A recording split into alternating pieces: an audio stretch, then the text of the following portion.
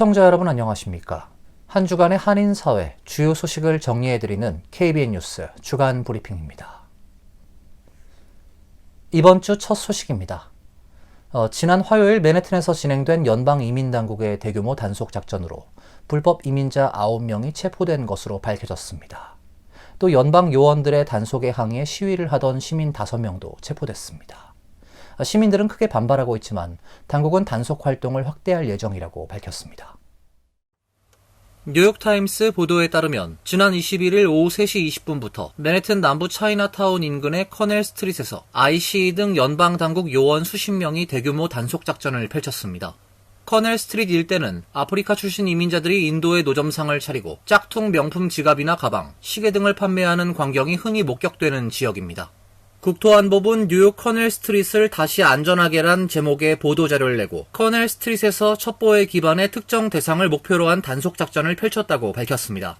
국토안보부는 이번 단속이 불법 위조품 판매 등 범죄 활동과 연관됐으며 단속을 통해 불법 이민자 9명을 체포했다고 밝혔습니다. 체포된 9명은 말리, 세네갈, 모리타니, 기니 등 서아프리카 출신 이민자로 적법한 체류 신분을 보유하지 않았다고 국토안보부는 설명했습니다. 또한 이 가운데 5명은 강도, 절도, 가정폭력, 경찰관 폭행, 위조, 마약 밀매, 마약 소지 등의 전과 기록이 있었다고 설명했습니다. 국토안보부는 또 체포작전 항의 시위와 관련해 별도로 5명을 체포했다고 밝혔습니다. ICE는 앞으로 뉴욕시 일대에서 불법 이민자 단속 활동을 확대할 예정이라고 밝혔습니다. 토드 라이언스 ICE 국장 대행은 뉴욕에서 범죄를 저지르고도 석방된 불법 이민자들이 너무 많기 때문에 ICE의 체포가 증가하는 것을 보게 될 것이라고 말했습니다.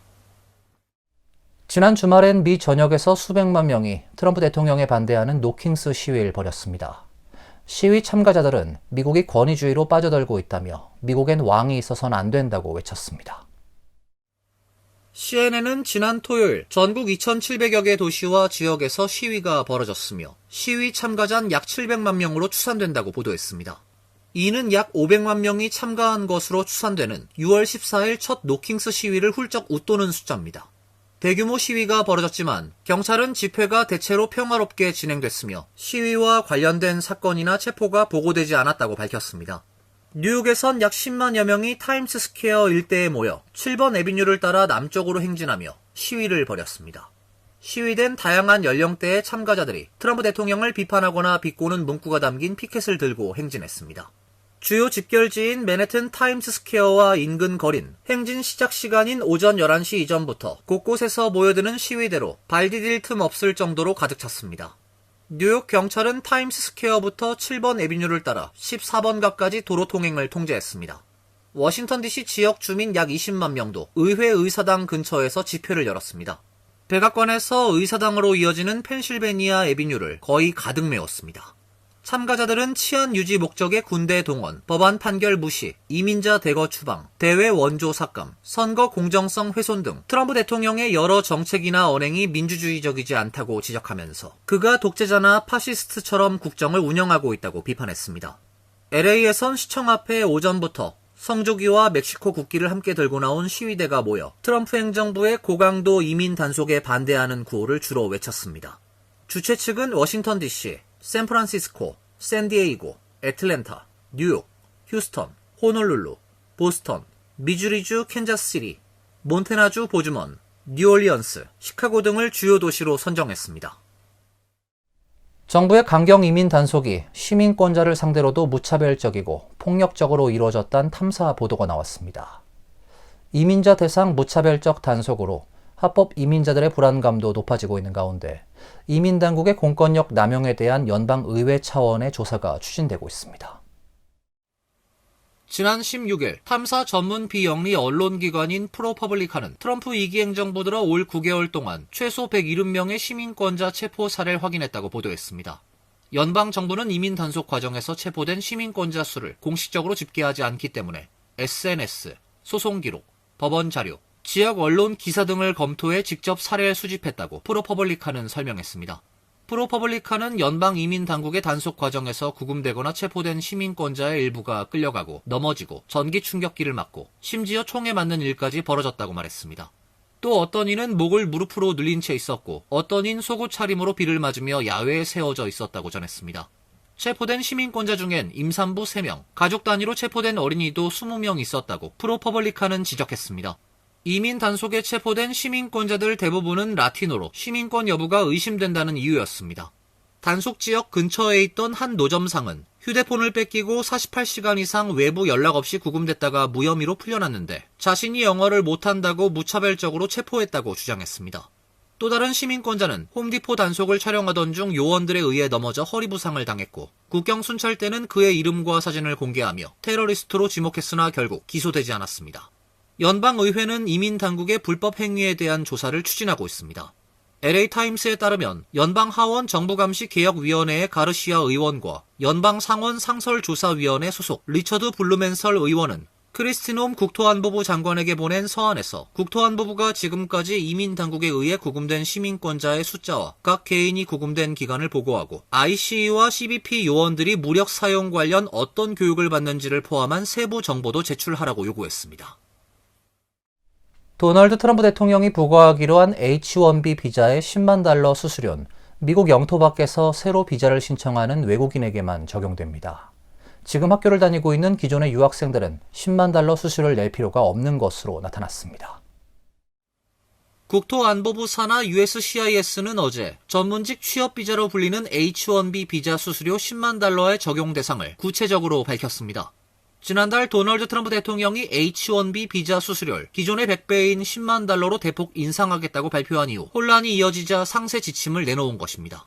지침에 따르면 H-1B 비자 신청에 대한 $100,000 납부는 지난달 21일 동부시간 0시 1분 이후에 제출된 비자 신청건 가운데 미국 밖 지역에 있으면서 유효한 H-1B 비자를 소지하지 않은 건에 대해 적용됩니다. 또 같은 시간 이후 제출된 H-1B 신청자가 비자 자격 변경이나 체류 연장을 요청했으나 USCIS가 해당 외국인이 부적격하다고 판단한 경우에도 수수료 $100,000를 내야 합니다. H-1B 신청을 위해 $100,000 수수료를 내야 하는 외국인은 연방정부 결제 사이트인 PayGov를 통해 납부할 수 있으며 신청서 제출 전에 수수료 납부가 완료돼야 합니다. $100,000를 지불했다는 납부 증명서나 자신이 $100,000를 내지 않아도 된다는 예외 인정 서류 없이 제출된 H-1B 비자 신청서는 거부됩니다. 따라서 새 지침에 따르면 미국 내 고용주들이 기존 유학생 등 이미 미국에 거주하고 있는 직원 등에 대해선 $100,000 수수료를 낼 필요가 없는 것으로 파악됩니다. 연방정부 통계에 따르면 지난해 신규 H-1B 비자 신청자 14만 1,000명 중 약 54%가 이미 미국에 체류 중이던 이민자들에게 발급됐습니다. 이 같은 추세가 계속된다면 H-1B 비자 신청자 중 절반 이상에겐 $100,000 수수료가 적용되지 않을 전망입니다. 앞서 트럼프 대통령은 지난달 H-1B 비자 발급 수수료를 기존 $1,000에서 $100,000로 100배 인상했습니다. 이에 대해 미국 상공회의소, 의료인력 공급업체, 보건 관련 노동조합 등이 트럼프 행정부의 H-1B 수수료 인상에 반발해 소송을 제기했습니다. 연방정부 셧다운이 장기화되면서 다음 달부터 연방 보조 영양 프로그램인 푸드스탬프 지급이 중단될 것으로 우려되고 있습니다. 당장 뉴욕과 뉴저지 380만 명, 전국 4,200만 명의 저소득층이 끼니를 걱정해야 될 수도 있습니다. 연방농무부는 최근 각 주 정부에 11월분 푸드스탬프 지급을 보류해달라고 요청한 것으로 알려지고 있습니다. 캐시 호컬 뉴욕 주지사는 연방정부로부터 11월 1일부터 푸드스탬프 지급을 보류하란 지시를 받았다고 밝혔습니다. 뉴저지주 보건국도 연방정부로부터 같은 통보를 받았다고 웹사이트에 공지했습니다.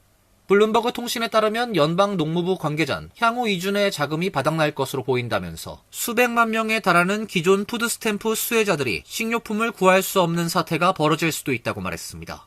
이 같은 우려가 현실화될 경우 뉴욕주는 약 300만 명, 뉴저지주는 80만 명의 저소득층이 제때 푸드스탬프를 받지 못하게 될 것으로 보입니다.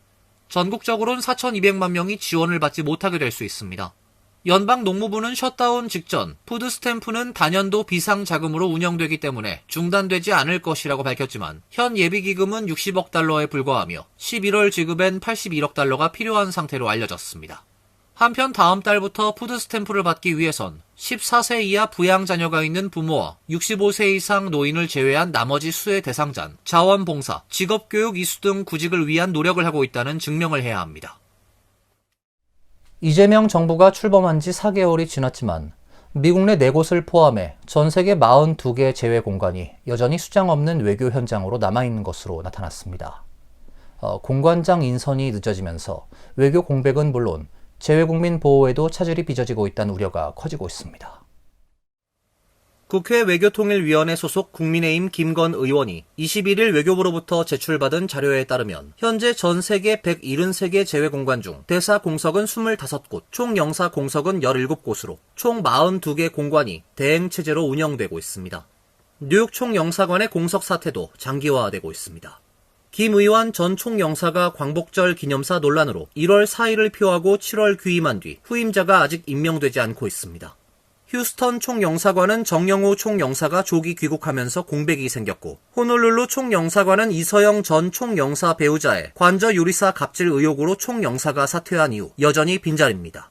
이로써 미국 내 9개 총영사관 가운데 절반 가까운 4곳이 공석 상태에 놓여 있습니다.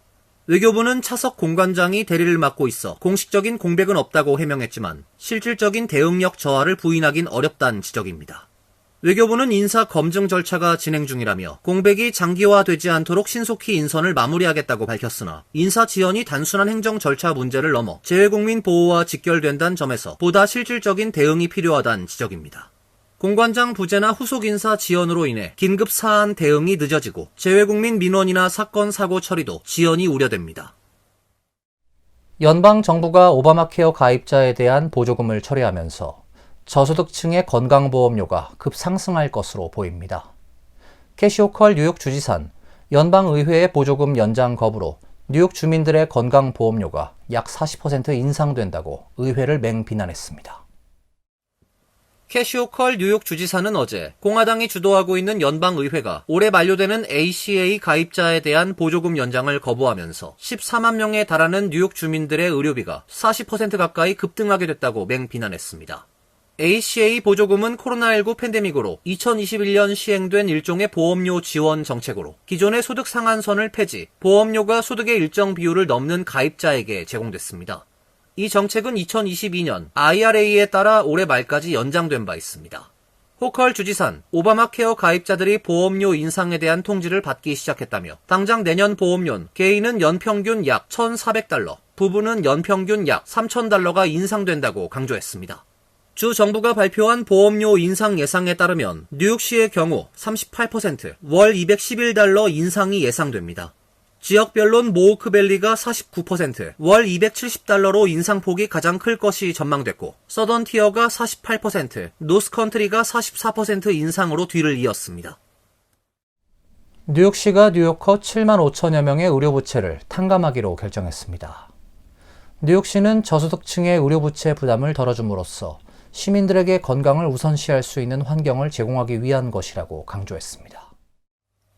에릭 아담스 뉴욕시장은 비영리단체 언듀 메디컬 데트와 협력해 7만 5천여 명 뉴요커들의 의료부채 약 1억 3,500만 달러를 탕감할 것이라고 발표했습니다.